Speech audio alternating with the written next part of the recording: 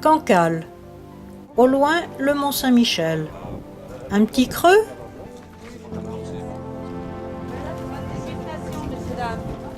Huîtres, moules, fruits de mer, tous ces mots mettent l'eau à la bouche. Mais savez-vous combien d'années de travail, oui, d'années, se sont écoulées entre la naissance des huîtres et la douzaine dans votre assiette? Il y a 3 ou 4 années d'ostréiculture. Plus d'années qu'il en a fallu pour faire le vin choisi pour les accompagner. Le fruit de ce labeur est mis en péril par un virus survenu en 2008. En effet, 90% des huîtres juvéniles sont mortes cette année-là. Ainsi, un déséquilibre important devrait apparaître entre l'offre et la demande. Aujourd'hui, les autorités incitent les ostréiculteurs à diversifier leur travail. On parle beaucoup d'élevage de palourdes, de tourisme ou culture d'algues. Ostréiculteur à Baden, Yvan Sello diversifie ses activités. Et là on va aller sur un parc qui se trouve ici à l'entrée de Locmainlaquer. C'est un parc en fait que de juvéniles, elles ont 1 an les huîtres. Il propose les visites de ces parcs à huîtres à bord d'un bateau électrique unique en France. Et il y a 4 sortes d'élevage on va dire en France. Il y a l'élevage que vous avez l'habitude de voir en table, surélevé et en poche. Il y a cette pratique-là directement au sol. Il y a la même pratique mais à la différence près. C'est le bateau qui travaille là-bas, ces parcs-là. C'est en baie de Quiberon, les huîtres sont posées au sol, mais on ne voit jamais le fond. Il y a toujours 5 ou 10 mètres d'eau. Et puis le dernier élevage, c'est l'élevage en Méditerranée, sur corde. Les ostréiculteurs ont toujours correctement gagné leur vie. Depuis 4 ans, là ça devient très compliqué. On va perdre, sur Bretagne Sud, sur 330, 340, on va peut-être perdre une centaine d'exploitations quand même. Traditionnellement, l'huître était consommée pendant les mois dits en R. Les autres mois, l'huître étant l'étance, c'est la période de reproduction. La collaboration de l'Ifremer et d'écloseurs tels Graines Océan a donné naissance à la triploïde, une huître génétiquement modifiée et stérile. Sa croissance est plus rapide, elle naît en laboratoire à la demande. Donc nous, ce qu'on demande, c'est d'avoir un étiquetage tout simple, c'est-à-dire huître née en mer et huître née en écloserie. On peut se diversifier pour autre chose, mais aujourd'hui, il y a un blocage complet. Donc on ne peut pas se diversifier et on est obligé, pour l'instant, de revendre nos établissements à d'autres ostréiculteurs. Or, il n'y a pas de demande.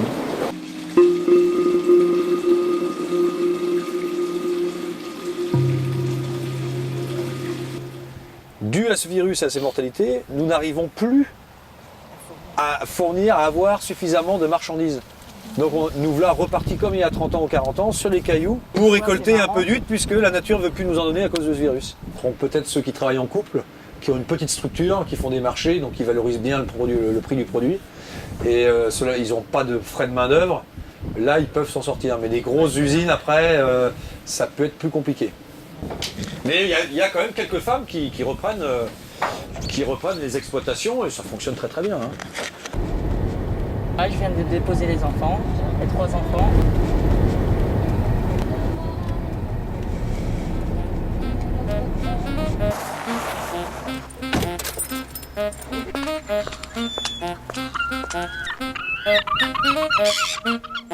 L'exploitation ostréicole familiale, reprise par Éric Caillos, ne peut faire vivre 5 personnes toute l'année. Bonjour messieurs, dames, l'équipage vedette l'Angelus. Aussi, pendant la période estivale, Éric pilote un navire promenade et rejoint son épouse Sonia d'octobre à avril sur le chantier. La mortalité survenue depuis 3 ans est multifactorielle, affirme l'Ifremer. Cependant, le facteur de mortalité le plus important est le virus OSHV1. Fulgurant, du mois de mai jusqu'à fin septembre, il y a eu le droit aussi, quoi. Et là, on a eu 90%. Pour compenser la perte, Sonia augmente le nombre de collecteurs de naissins. Donc voilà, là je vide les poches pour les trier. Elles ont minimum 3 ans. Là je trie. Calibre 2, 3, 4. Donc petite, moyenne, grosse. Nous on calibre à la main, là où qui calibre avec les machines.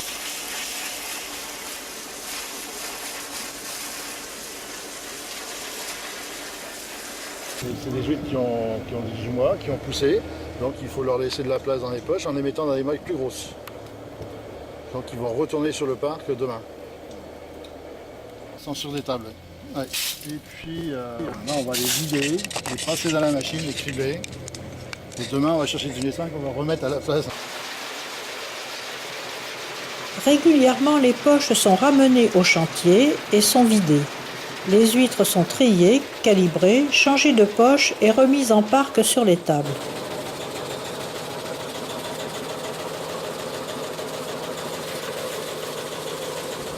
Le golfe du Morbihan et la rivière Dorée sont les berceaux de l'huître plate, plus connue sous le nom de belon.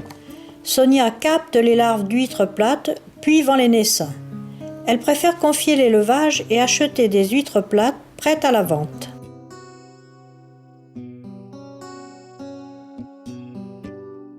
Les parcs de Sonia à Ménère-Bellec à marée basse. Les naissins de Creuse captés sur tube en août de l'année dernière et mis à l'eau en mai de cette année. Devant, les poches de 12 mois. Et ça s'appelle des dégorgeoirs. Une fois que les huîtres sont triées, pour être prêt à la vente, il faut qu'elles passent un petit peu de temps dans les dégorgeoirs. Ça va partir ce week-end. Je vais samedi. Samedi, dimanche, on fait 3 marchés.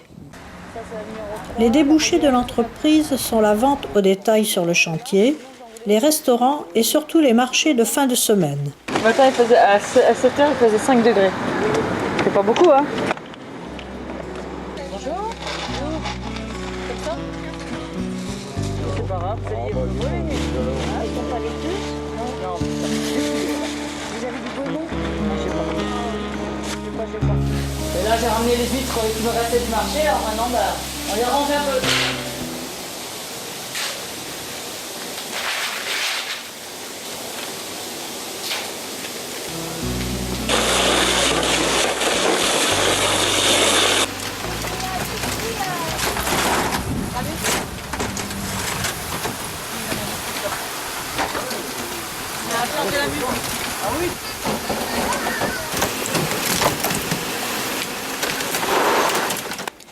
Le rythme de Sonia est soutenu. Après les marchés, il y a le rangement du lendemain, puis la confection des bourriches pour les clients qui achètent sur le chantier. Il y a aussi la maintenance du matériel et les mercredis où quelquefois, après le foot ou la danse, elle doit surveiller ses enfants tout en travaillant.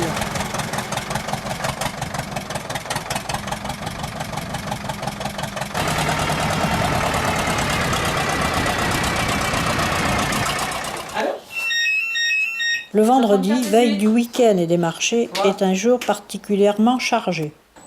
Je reviens ici à 14h, j'ai un restaurant à Fausan, c'est tout le week-end. On n'a pas fini, hein. Et le vendredi, mais c'est comme ça tous les après, quand on commence la saison, c'est donc, le marché n'est pas prêt. Hier, j'ai avancé mon boulot. Ça, c'est le numéro 3, ça. Et le numéro aussi.